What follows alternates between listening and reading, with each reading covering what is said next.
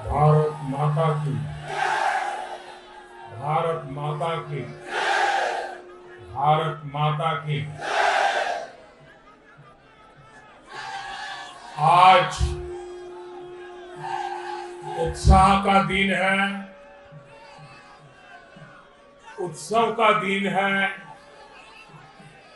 ये उत्सव भारत के लोकतंत्र के लिए है। मैं इन चुनावों में हिस्सा लेने वाले सभी मतदाताओं को बहुत बहुत बधाई देता हूं। उनके निर्णय के लिए मतदाताओं का आभार व्यक्त करता हूं। विशेष रूप से हमारी माताओं बहनों ने, हमारे युवाओं ने जिस प्रकार भारतीय जनता पार्टी को भरपूर समर्थन दिया है, वो अपने आप में बहुत बड़ा संदेश है। मुझे इस बात का भी संतोष है कि फर्स्ट टाइम वोटर्स ने बढ़ चढ़कर मतदान में हिस्सा लिया और भाजपा की जीत पक्की की।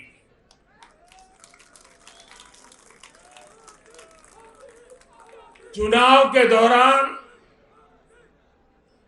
भाजपा के कार्यकर्ताओं ने मुझसे वादा किया था कि इस बार होली 10 मार्च से ही शुरू हो जाएगी।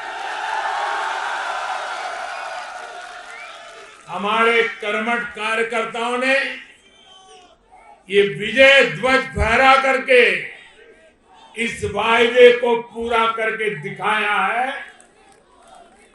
मैं भाजपा के सभी कार्यकर्ताओं की भूरी भूरी प्रशंसा करूंगा, जिन्होंने दिन रात देखे बिना इन चुनावों में कड़ी मेहनत की। हमारे कार्यकर्ता जनता जनार्दन का दिल जीतने में,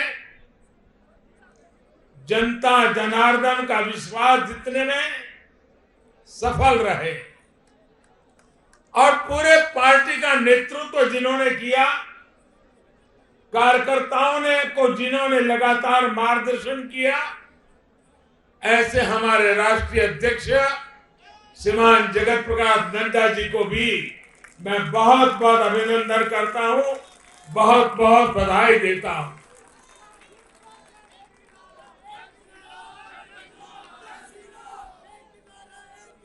पार्टी के हर छोटे मोटे सभी कार्यकर्ताओं ने उनके अथक परिश्रम से आज एनडीए के लिए जीत का चौका लगाया है।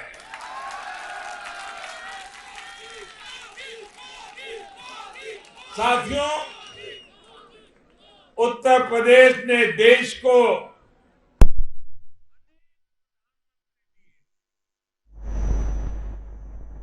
लेकिन 5 साल का कार्यकाल पूरा करने वाले किसी मुख्यमंत्री के दोबारा चुने जाने का ये पहला उदाहरण है।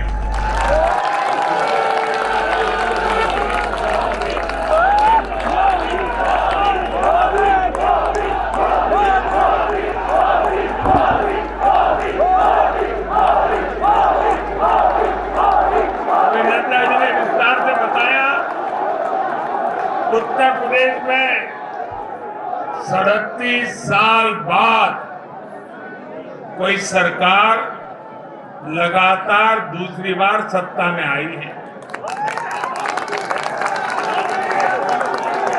3 राज्य यूपी, गोवा और मणिपुर में सरकार में होने के बावजूद बीजेपी के वोट शेयर में वृद्धि हुई है।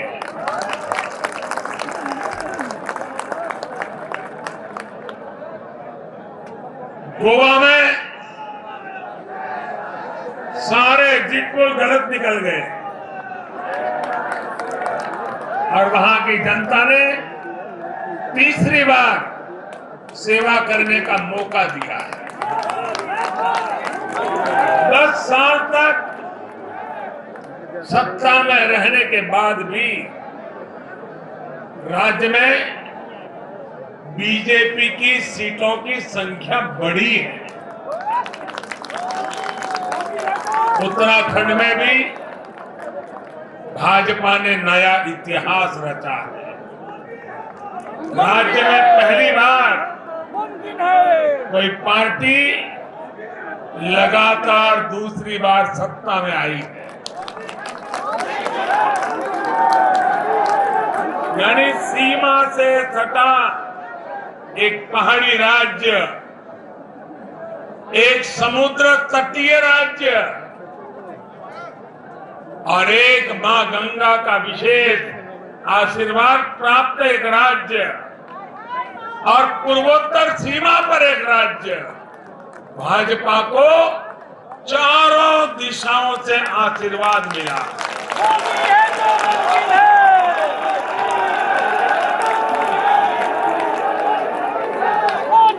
इन राज्यों की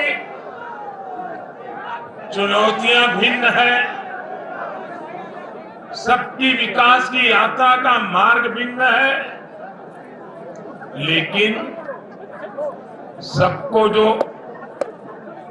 बात एक सूत्र में पिरो रही है वो है भाजपा पर विश्वास। भाजपा की नीति, भाजपा की नीयत और भाजपा के निर्णयों पर अपार विश्वास। साथियों, ये चुनाव नतीजे भाजपा की pro poor, pro active governance पर एक प्रकार से बड़ी मजबूत मोहर लगाते हैं। पहले जनता अपने ही हक के लिए सरकार के दरवाजे खटखटाकर थक जाती थी। बिजली, पानी, गैस, टेलीफोन, बहुत बुनियादी सुविधाओं के लिए, सामान्य जरूरतों के लिए सरकारी दफ्तरों के चक्कर काटने पड़ते थे, पैसे देने पड़ते थे। कुछ साधन संपन्न लोगों तक सुविधा पहुंचने के रास्ते अलग थे, पहुंच जाती थी। देश में गरीबों के नाम पर घोषणाएं बहुत हुई, योजनाएं भी बहुत बनी, लेकिन उस योजनाओं का जो हकदार था, जिस गरीब का उस पर हक था, उसके लिए ये हक उसको मिले बिना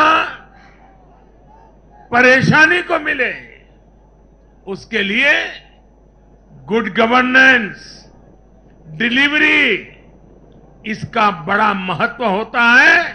लेकिन भाजपा इस बात को समझती है और मैं लंबे अरसे तक मुख्यमंत्री के नाते काम करके आया हूं, इसलिए मुझे पता है कि आखिरी इंसान की सुविधा के लिए कितनी मेहनत करनी चाहिए। बीते वर्षों में हमने गवर्नेंस डिलीवरी सिस्टम तो बेहतर किया ही, साथ साथ पूरी प्रक्रिया में पारदर्शिता भी लाए हैं। भाजपा गरीब को भरोसा देती है कि प्रत्येक गरीब तक सरकार ने निर्णय की हुई सुविधाएं जरूर पहुंचेगी।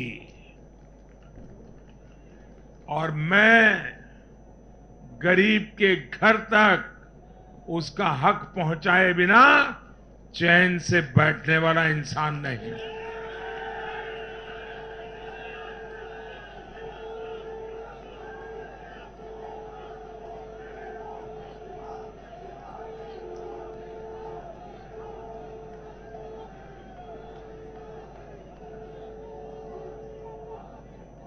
दो दशक से भी ज्यादा समय तक हेड ऑफ द गवर्नमेंट के रूप में सेवा करने का मुझे सौभाग्य मिला है। सरकार में कितनी दिक्कतें होती हैं, गवर्नेंस में कितनी दिक्कतें होती हैं, इसको भली भांति जानता हूं। उसके बावजूद भी मैंने एक ऐसी हिम्मत की है, शायद कोई न कर पाए। और वो हिम्मत मैंने लाल किले से 15 अगस्त को मेरे भाषण में उसको व्यक्त किया था। मैंने कहा था कि अब भाजपा को जहां जहां सेवा करने का मौका मिलेगा, हम हर योजना के जो हकदार हैं उनके लिए 100% सैचुरेशन, यानी काम को 100% पूरा करना, हर गरीब तक हर सरकारी योजना का लाभ पहुंचाना, ये 100% की कल्पना करना 2 दशक से ज्यादा समय सरकार का काम करने के बाद मैं कहता हूं, ये बहुत बड़ी हिम्मत की है मैंने। और ये हिम्मत मैंने इसलिए की है कि जब ईमानदारी होती है, नीयत साफ होती है, गरीबों के प्रति करुणा होती है, देश का कल्याण यही जीवन का मंत्र होता है, तो फिर ऐसे निर्णय करने की ताकत पैदा होती है। हम हर गरीब तक पहुंचेंगे, हम हर गरीब तक पहुंचेंगे, 100% लाभार्थियों तक पहुंचेंगे। भाई और बहनों, आज मैं देश की महिलाओं, हमारी बहन बेटियों को विशेष रूप से नमन करता हूं। चुनाव के नतीजों में मेरी इन माताओं बहनों का, बेटियों का बहुत बड़ा योगदान है। ये हमारा सौभाग्य है कि भाजपा को बहनों, बेटियों, माताओं ने इतना स्नेह दिया है, इतना आशीर्वाद मिला है। जहां जहां महिला मतदाताओं ने पुरुषों के मुकाबले ज्यादा वोट किया है, वहां बीजेपी को बम्पर जीत मिली है।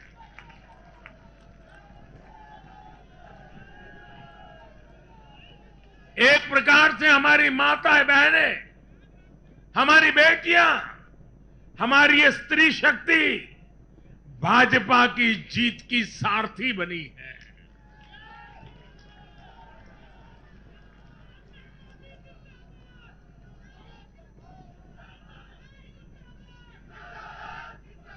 मैं जब गुजरात में था तो कभी कभी कुछ ऐसी घटनाएं हो जाती थी कि लोग चिंता करते थे, मोदी जी आपकी सुरक्षा का क्या, आप चिंता क्यों नहीं करते, अपने आप को क्यों संभालते नहीं हैं। तो मैं एक ही जवाब देता था कि कोटि कोटि माताओं का, स्त्री शक्ति का मुझे सुरक्षा कवच मिला हुआ है।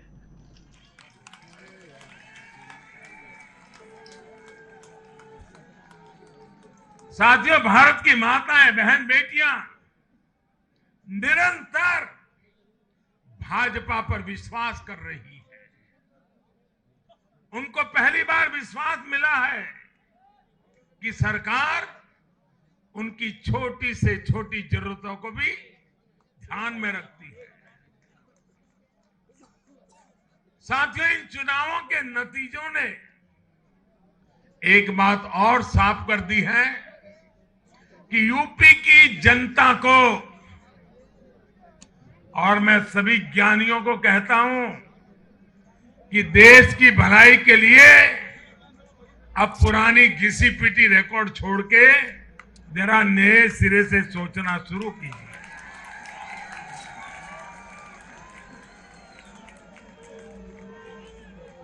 इस देश के लिए बड़ी दुख की बात है। मैं स्वयं बहुत दुख अनुभव करता था जब ये ज्ञानी लोग यूपी की जनता को सिर्फ और सिर्फ जातिवाद के तराजू से तोलते थे, जातिवाद की दृष्टि से देखते थे। मैं समझता हूं कि उत्तर प्रदेश के नागरिकों को जातिवाद की बाड़ाबंदी में बांध करके वे उन जातियों का अपमान करते थे, उन नागरिकों का अपमान करते थे, पूरे उत्तर प्रदेश का अपमान करते थे।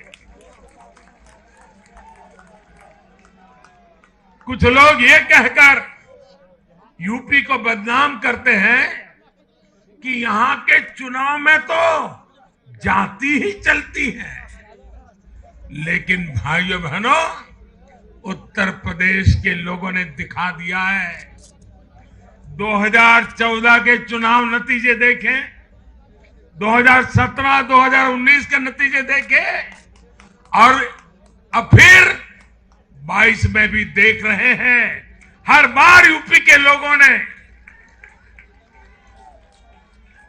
सिर्फ और सिर्फ विकासवाद की राजनीति को ही चुना है। यूपी के लोगों ने इन लोगों को यह सबक दिया है और यह सबक उनको सीखना होगा। यूपी के गरीब से गरीब व्यक्ति ने, यूपी में गांव में रहने वाला व्यक्ति हो, पढ़ा लिखा हो या अनपढ़ हो, यूपी के हर मतदाता ने, हर नागरिक ने एक सबक दिया है कि जाति की गरिमा, जाति का मान देश को जोड़ने के लिए होना चाहिए, देश को तोड़ने के लिए नहीं होना चाहिए। और ये करके दिखाया है, 4 चुनावों में करके दिखाया है। वैसे आज मैं ये भी कहूंगा कि 2019 के चुनाव नतीजों के बाद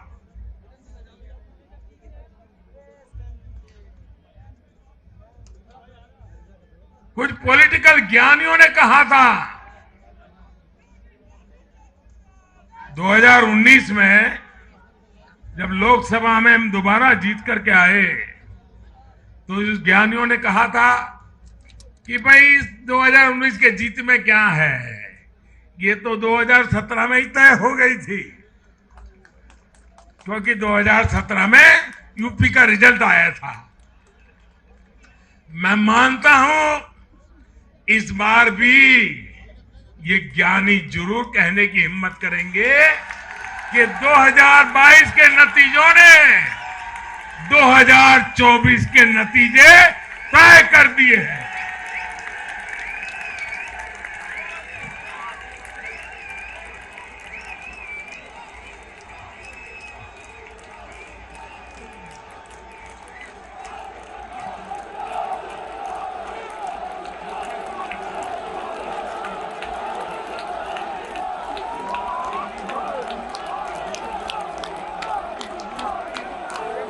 मैं आज पंजाब के भाजपा कार्यकर्ताओं की भी विशेष प्रशंसा करूंगा।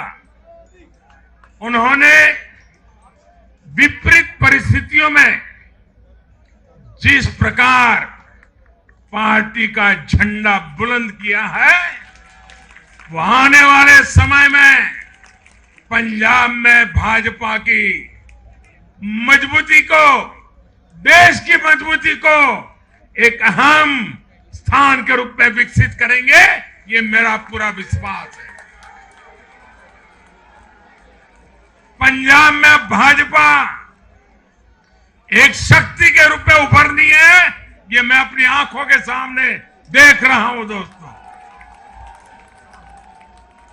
सीमावर्ती राज्य होने के नाते पंजाब को अलगाववादी राजनीति से सतर्क रखना भाजपा का कार्यकर्ता जान की बाजी लगा करके भी इस काम को करता रहेगा। आने वाले 5 सालों में भाजपा का हर कार्यकर्ता वहां इस दायित्व को जोर शोर से निभाने वाला है। ये विश्वास मैं पंजाब की जनता को आज देना चाहता हूं।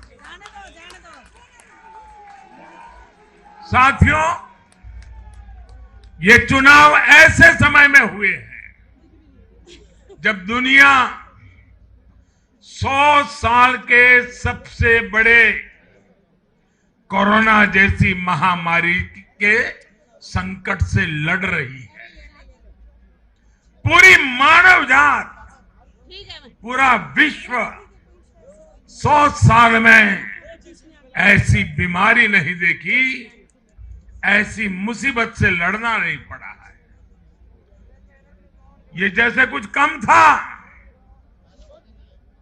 तो युद्ध ने भी विश्व की चिंताएं बढ़ाई है। इन परिस्थितियों में दुनिया भर की सप्लाई चेन छिन्न भिन्न हो गई है। 2 साल से सप्लाई चेन पर बहुत ही विपरीत प्रभाव हुआ और युद्ध ने उसमें और जोड़ दिया। इन चुनौतियों से निपटने के लिए भारत ने जो कदम उठाए, आर्थिक स्तर पर जो फैसले लिए, गरीब कल्याण के जो फैसले लिए, उन सभी ने भारत को संभल कर आगे बढ़ने में बहुत मदद की। भारत बच पाया है क्योंकि हमारी नीतियां जमीन से जुड़ी रही। हमारी नीतियां जमीन से जुड़ी रही और हमारे प्रयास निष्ठा और नियत की पटरी पर अविरत आगे बढ़ते रहे। जहां जहां डबल इंजन की सरकार रही, वहां पर जनता के हितों की डबल सुरक्षा हुई और विकास के कार्यों की गति भी तेज हुई। इस समय जो युद्ध चल रहा है, उसका प्रभाव प्रत्यक्ष और परोक्ष रूप से दुनिया के हर देश पर पड़ रहा है। भारत शांति के पक्ष में है, बातचीत से हर समस्या को सुलझाने के पक्ष में है।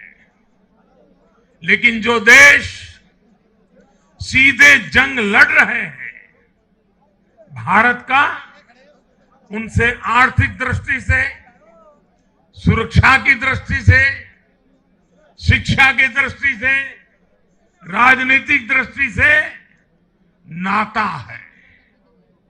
भारत की बहुत सारी जरूरतें इन देशों से जुड़ी हुई है। भारत बाहर से जो कच्चा तेल मंगाता है, पाम ऑयल मंगाता है, सनफ्लावर ऑयल मंगाता है, उसकी कीमत भी अंतर्राष्ट्रीय बाजार में बहुत तेजी से बढ़ रही है। कोयला हो, गैस हो, फर्टिलाइजर हो, सभी की कीमतों में पूरी दुनिया में कल्पना बाहर का उछाल आ रहा है। युद्ध के कारण पूरी दुनिया में महंगाई बढ़ रही है।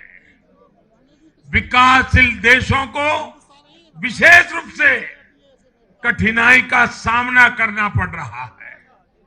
साथियों, इस वैश्विक संदर्भ में इन कठिनाइयों के बीच इस बार के बजट पर नजर डालें तो एक विश्वास पैदा होता है। देश आत्मनिर्भर भारत अभियान के मार्ग पर आगे बढ़ रहा है।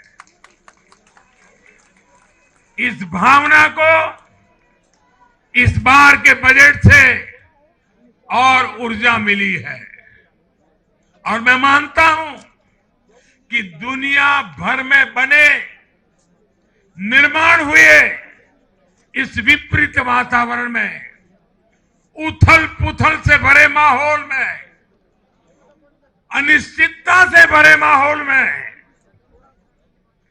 भारत की जनता ने, विशेष करके उत्तर प्रदेश जैसे राज्यों ने अपनी दूरदृष्टि का परिचय दिया है। भारत के मतदाताओं ने जिस तरह इन चुनावों में स्थिर सरकारों के लिए वोट दिया, वो इस बात का प्रतिबिंब है कि लोकतंत्र भारतीयों की रगों में है।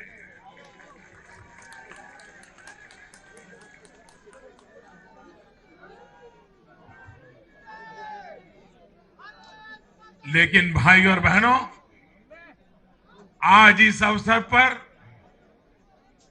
मैं देश के सामने अपनी कुछ चिंताएं भी रखना चाहता हूं।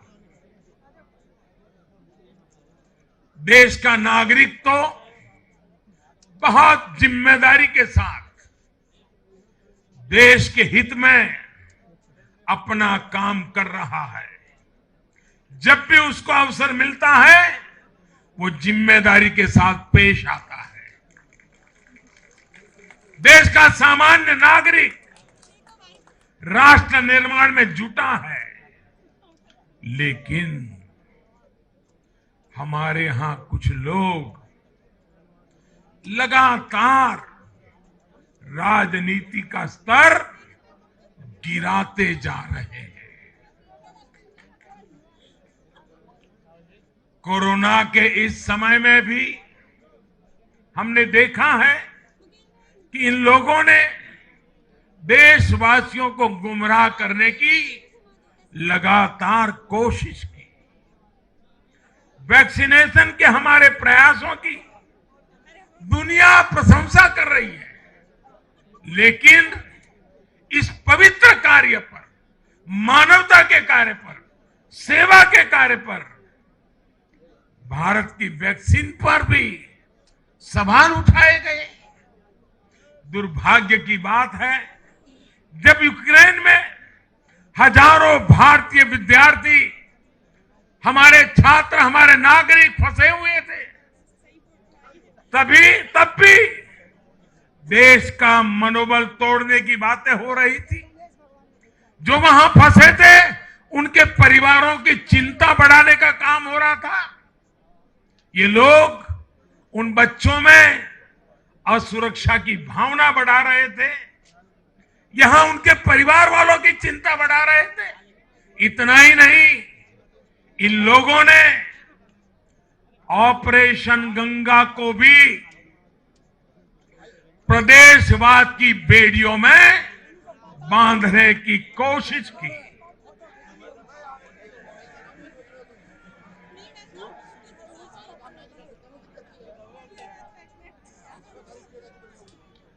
हर योजना को, हर कार्य को क्षेत्रवाद, प्रदेशवाद, जातिवाद, संप्रदायवाद का रंग देने का प्रयास भारत के उज्जवल भविष्य के लिए बहुत बड़ी चिंता का विषय है। साथियों, इन चुनावों में मैंने लगातार विकास की बात की।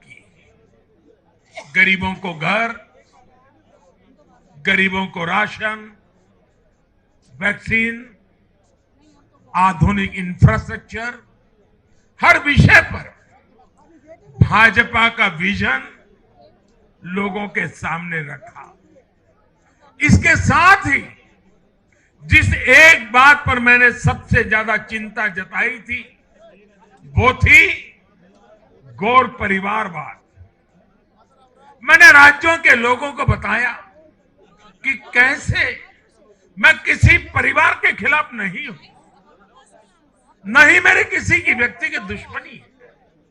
मैं लोकतंत्र की चिंता करता हूं और मैं सभी ज्ञानियों को कहता हूं, जरा लोकतंत्र के तराजू पर इन चीजों को तोल के देखो।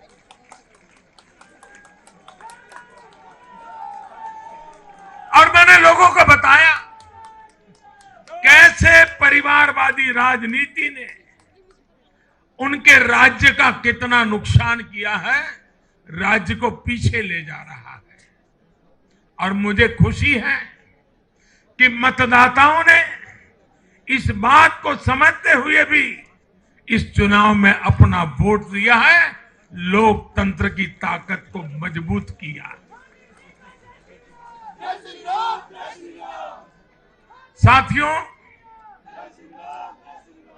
ये लगातार बहस बहुत जरूरी है। भारत जैसे लोकतंत्र में और देश को जिस ऊंचाई पर ले जाना है उसको ध्यान में रखते हुए जिन मुद्दों को मैं उठा रहा हूं उसको निरपेक्ष भाव से बहस होना जरूरी है। भारत में परिवारवादी राजनीति का, ये मेरे शब्द लिख करके रखिए दोस्तों, एक न एक दिन ऐसा आएगा जब भारत में परिवारवादी राजनीति का सूर्यास्त ये देश के नागरिक करके रहेंगे।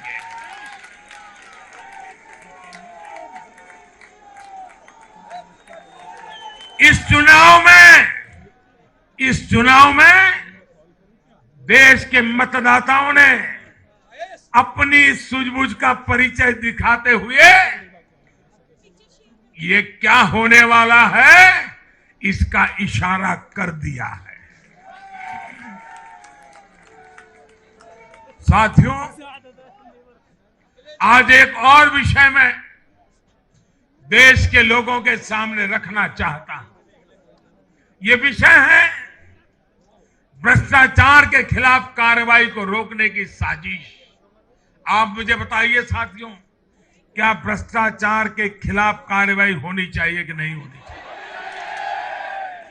भ्रष्टाचार करने वालों पर कड़ी कार्रवाई होनी चाहिए कि नहीं होनी चाहिए? ये भ्रष्टाचार रूपी दिमाग देश में से नष्ट होनी चाहिए कि नहीं होनी चाहिए? साथियों, हमारे देश में भ्रष्टाचार के खिलाफ लोगों में, भ्रष्टाचारियों के खिलाफ, ऐसे लोगों के प्रति एक भयंकर नफरत का भाव रहता है। देश की गाढ़ी कमाई को लूटकर अपनी तिजोरी भरने की ये प्रवृत्ति कुछ लोगों की पहचान के साथ जुड़ गई है। भारतीय जनता पार्टी 2014 में एक ईमानदार सरकार का वायदा करके चुनाव जीती थी और हमारी ईमानदारी को देखकर 2019 में जनता ने हमें और ज्यादा आशीर्वाद दिया।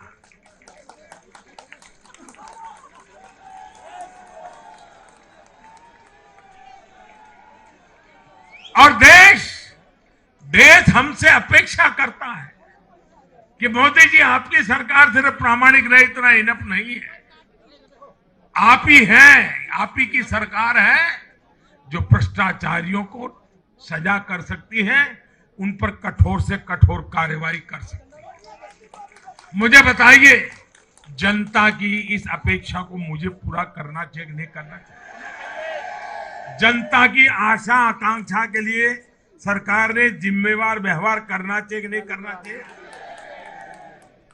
लेकिन आज हम देख रहे हैं जो निष्पक्ष संस्थाएं, जो पूरी तरह इंडिपेंडेंट है, वे अगर भ्रष्टाचार के खिलाफ कार्रवाई करते हैं तो ये लोग और उनका पूरा इकोसिस्टम अब भ्रष्टाचारियों की रक्षा करने के लिए उन संस्थाओं को बदनाम करने के लिए मैदान में आ गए हैं।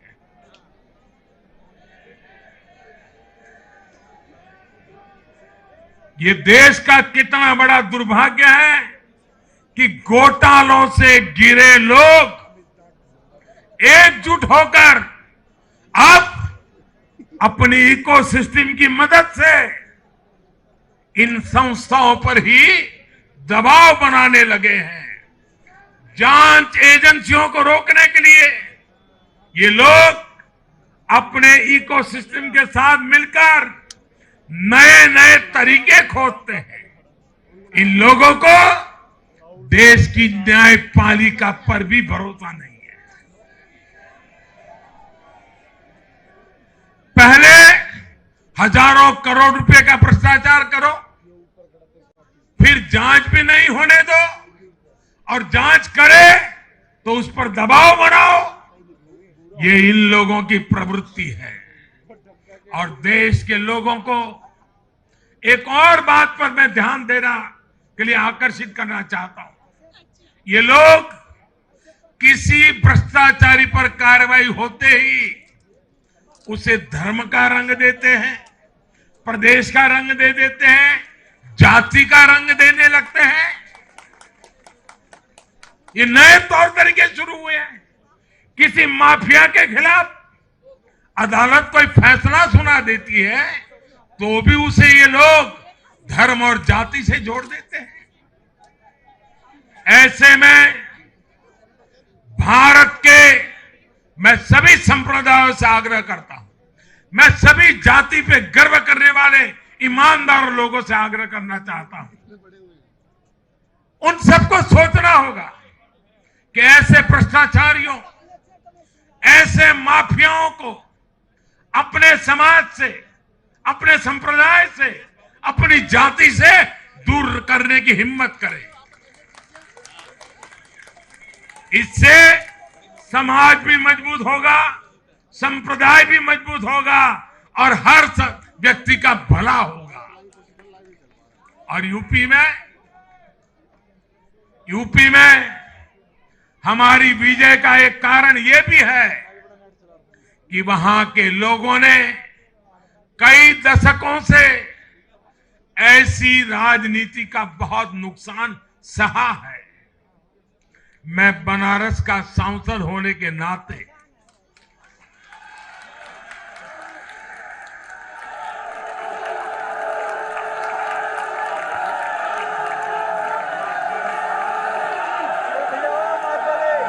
यूपी के लोगों के प्यार और आशीर्वाद ने मुझे भी यूपी वाला बना दिया।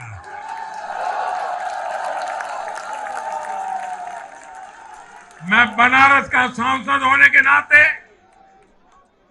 मेरे अनुभव से कह सकता हूं, यूपी के लोग ये बात समझ चुके हैं कि जाति को बदनाम करने वालों से, संप्रदाय को बदनाम करने वालों से अब दूर रहना है और राज्य के विकास को ही सर्वोच्च प्राथमिकता देनी है।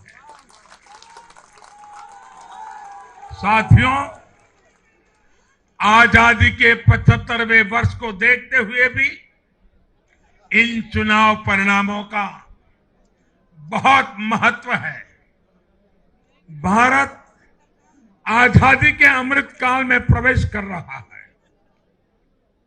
ये चुनाव परिणाम आने वाले 25 वर्षों के हमारे राष्ट्रीय संकल्पों के प्रति देश के मिजाज को, देश के मूड को प्रतिबिंबित करते हैं। यहां से हम दो पटरियों पर एक साथ तेजी से काम करने वाले हैं। एक तरफ गांव, गरीब, छोटे किसान, लघु उद्यमी, उनके कल्याण पर हमारा जोर है। वहीं दूसरी तरफ देश के संसाधनों, देश की युवा शक्ति को नए अवसर देकर हम आत्मनिर्भरता के मिशन को तेज करना चाहते हैं। भारत का युवा आज अपने हुनर से, अपने बुद्धि के बल से और अपनी क्षमता के उपयोग से दुनिया को समाधान दे रहा है। दुनिया का सबसे बड़ा और सबसे तेज टीकाकरण अभियान आज के भारत के सामर्थ्य का बड़ा उदाहरण है। आज भारत डिजिटल पेमेंट सिस्टम में आत्मनिर्भर हो रहा है। स्टार्टअप के क्षेत्र में अपना सामर्थ्य बढ़ा रहा है और तकनीक के क्षेत्र में नई नई उपलब्धियां प्राप्त कर रहा है। और यह सब हो रहा है उसकी युवा शक्ति के कारण। भारत में शिक्षा का स्तर उच्च कोटि का हो, जो देश और दुनिया की जरूरतों को पूरा करने वाली वर्कफोर्स तैयार कर सके, यह हमारा संकल्प है।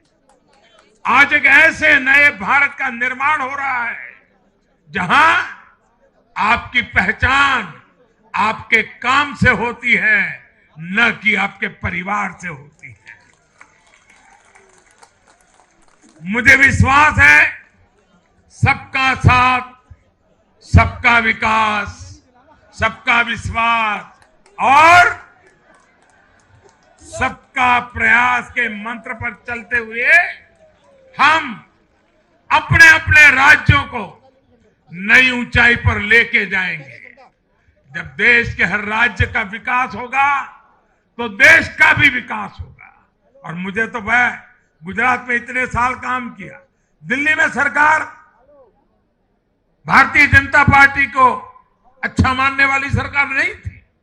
हमारी सरकार में रोड़े अटकाने के सोच वाली सरकार थी। फिर भी गुजरात में हमारा मंत्र यही था, भारत के विकास के लिए गुजरात का विकास।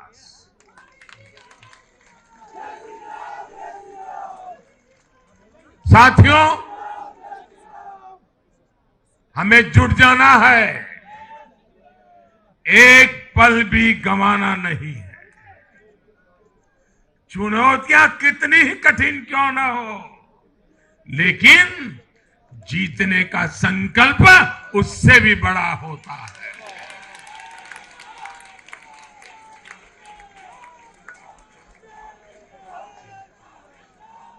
बड़े संकल्पों के साथ, बड़े सपनों के साथ ऊंची सी ऊंची ऊंचाइयों को पार करने के इरादे के साथ देश को आगे बढ़ाना है। साथियों, इतना बड़ा भव्य विजय भारत के उज्जवल भविष्य की गारंटी है। मैं एक बार फिर भारत के उज्जवल भविष्य के लिए ये जो निर्णायक मतदान किया है, इसलिए हमारे मतदाता अभिनंदन के बहुत अधिकारी हैं। आइए दोनों हाथ ऊपर करके तालियों के गड़गड़ाहट के साथ सभी मतदाताओं का अभिनंदन करें, मतदाताओं का आभार व्यक्त करें, मतदाताओं का गौरवगान करें।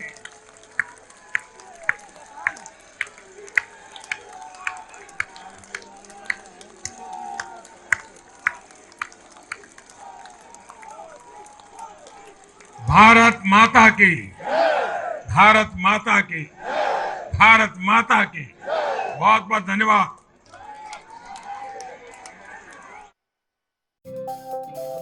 रोज की ताजा खबरें सुनने के लिए सब्सक्राइब करें BHPC न्यूज चैनल।